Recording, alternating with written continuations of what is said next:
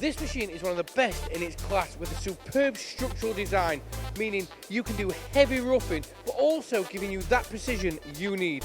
Let me introduce you to the SMEC SL 2500 SY from Dugard.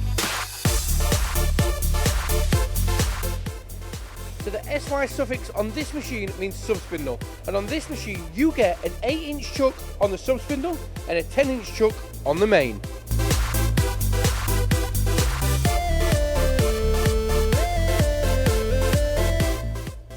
The 12-station heavy-duty turret design provides high rigidity for high cutting, unsurpassed surface finishes and long tool life. Turret rotation is a non-stop bi-directional move, and each turret station is capable of accepting both milling and turning tools. This 12-station turret can actually hold 24 tools with a half rotational move.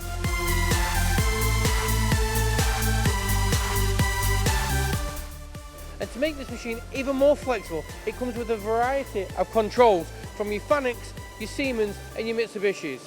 But if you would like to know more information on this machine, it's here, powered up and ready for you at the Dugard showroom.